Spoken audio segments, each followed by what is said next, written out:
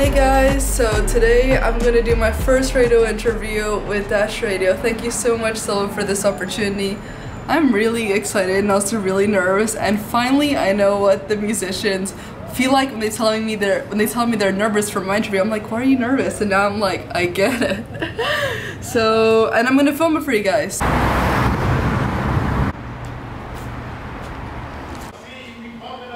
Hi, we're just waiting. Patiently waiting. So cute. Patiently waiting.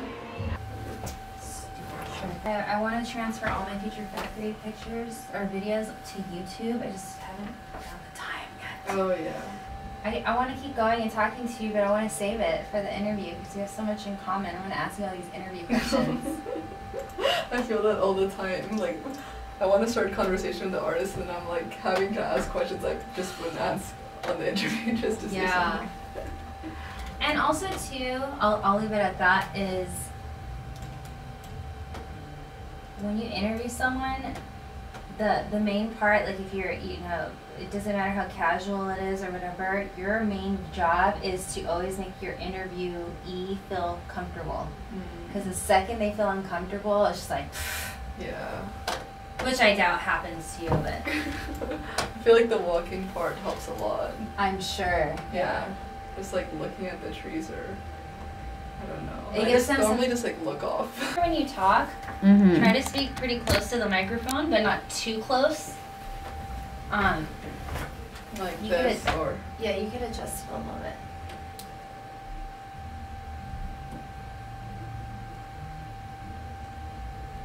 Okay, say something. Lauren Engel.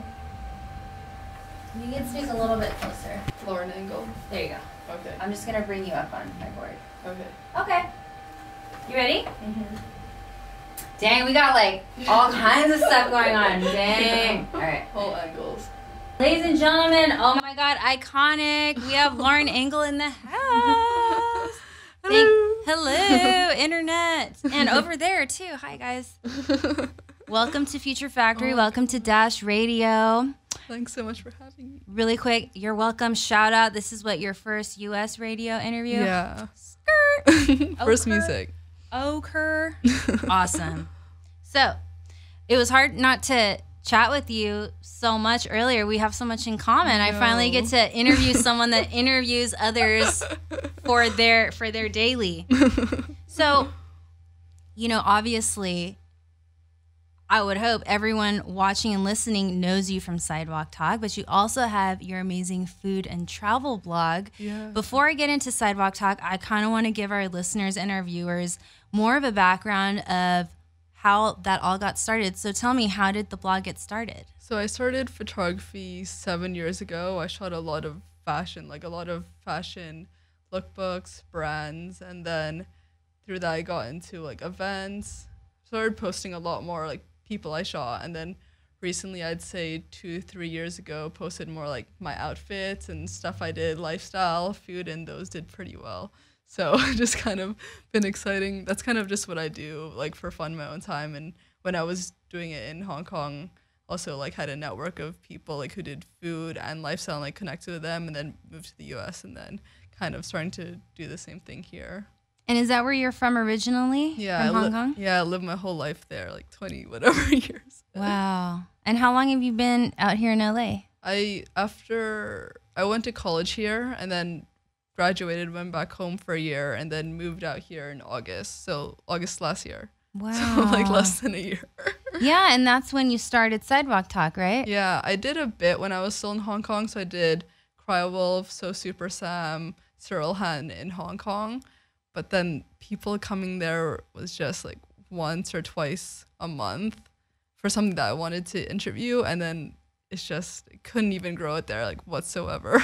Yeah. Yeah. So when you were able to transition from basically food and lifestyle photography, what made you want to interview people?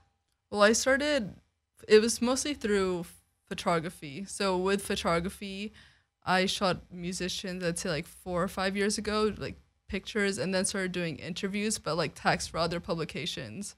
Okay. So it's mostly through the photography, and through photography I met a lot of people like Moving Castle, then connected with them when I was still in college in the Northeast. So that's how I met a lot of people.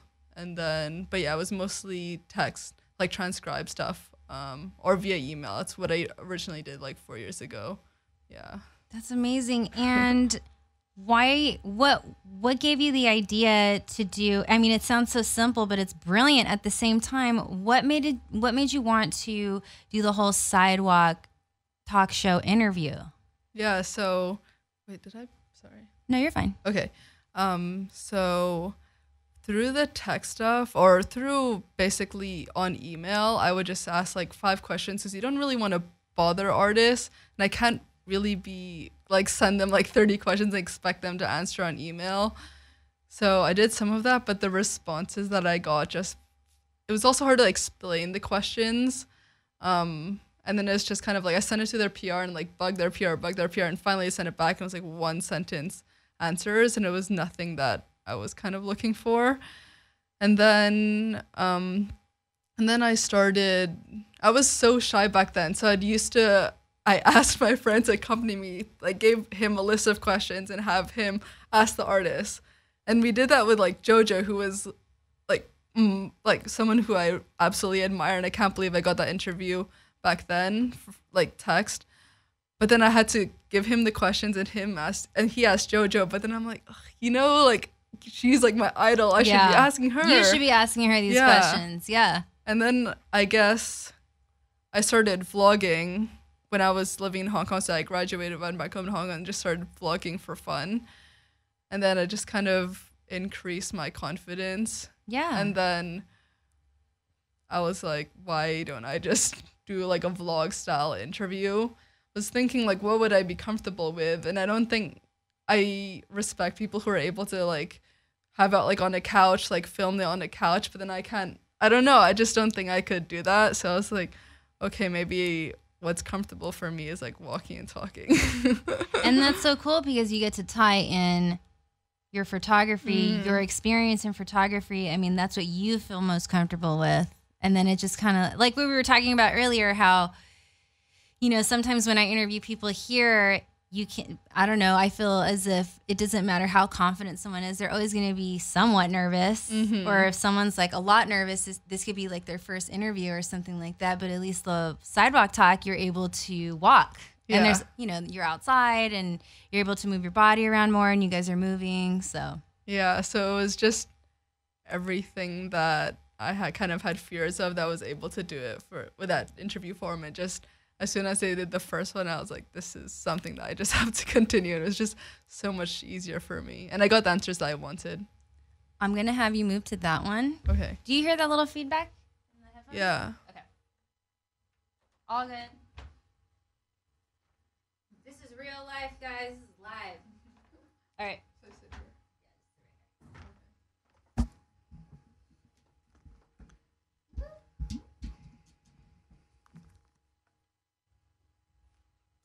Guys, it's live, so we're just we're fixing Soft her over. audio. Just hop on over. It's totally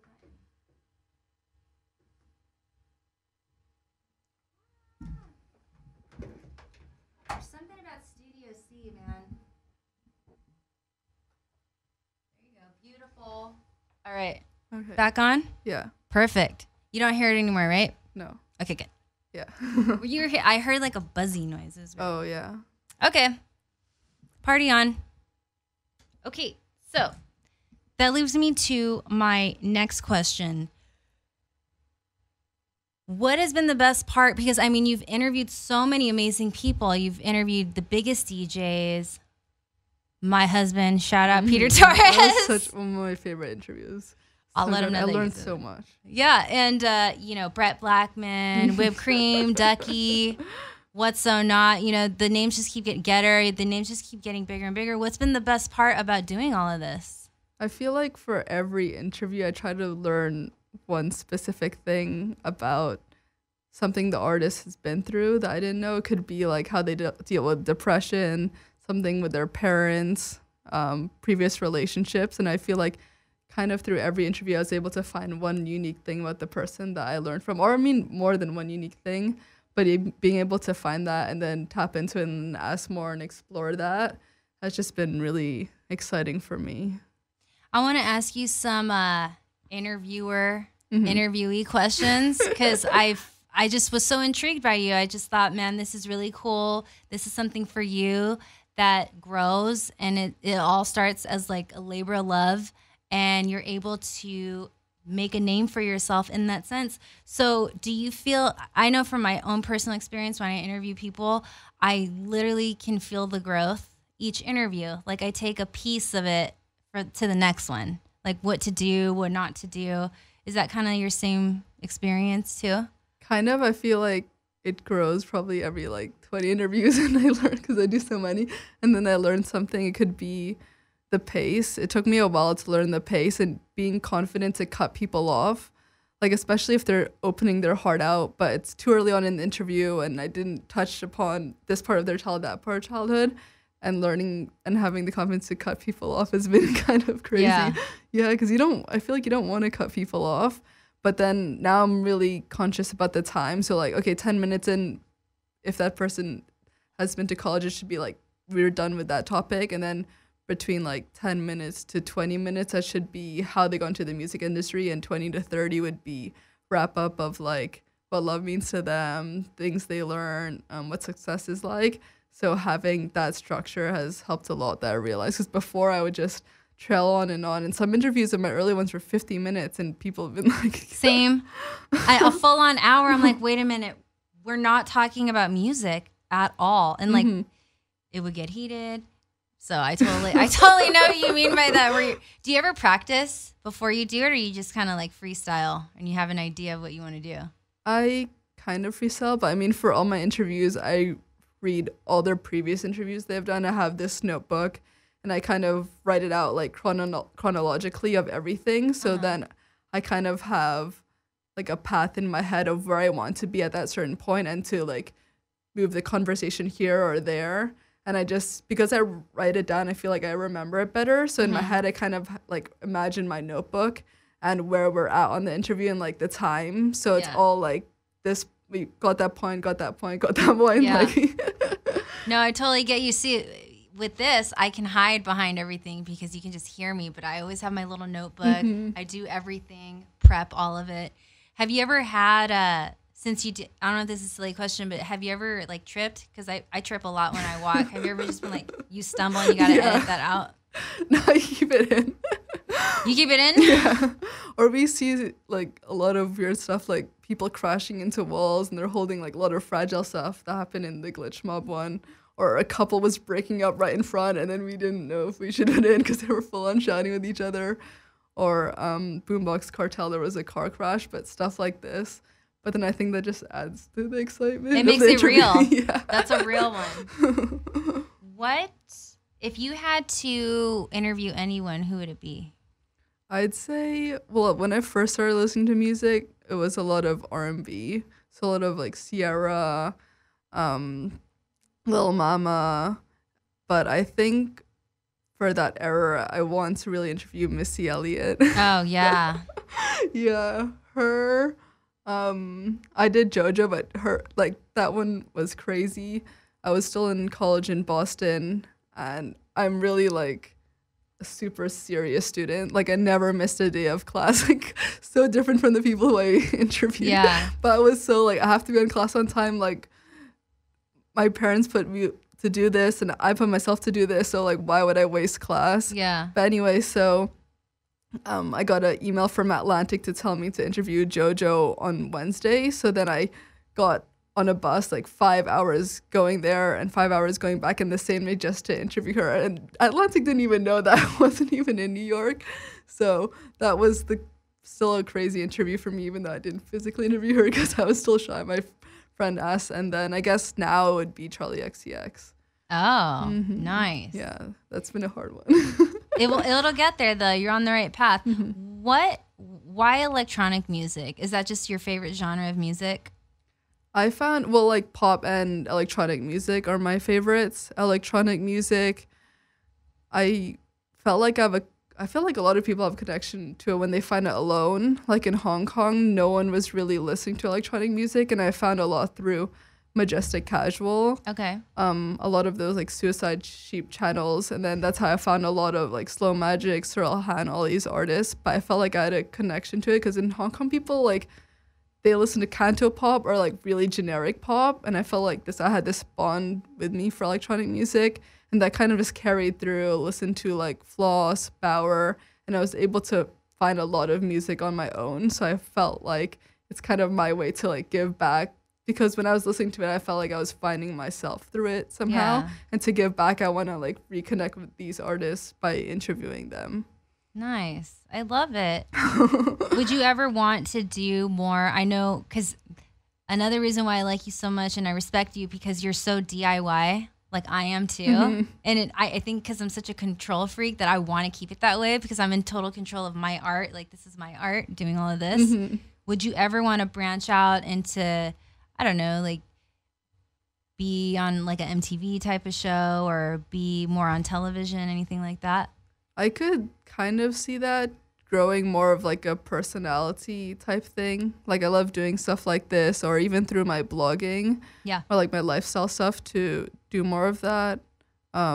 Maybe even like a fashion line or something, but Yeah. just to like grow everything. And I feel like the interviews are just kind of the start, and then being able to branch out on to all these different industries. Totally. Awesome. Well, I think that's going to conclude our interview. Oh, I love I it hope so you much. had fun. I hope you had a Yeah. little technical, almost difficulty change, but we figured it out. And yeah. Girl. Danny Trejo, Rain. See you guys. Bye, guys. Bye, guys. Okay, while we're still recording, Yeah. just do a radio drop. I want you to say, hey, what's up? This is Lauren Engel, and you're listening to Future Factory. Okay.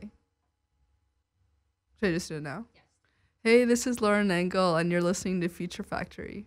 Oh, that was so much fun. I was like, I don't want this to end. Oh, you can come back whenever you want, girl. Whatever you took it and still be waiting.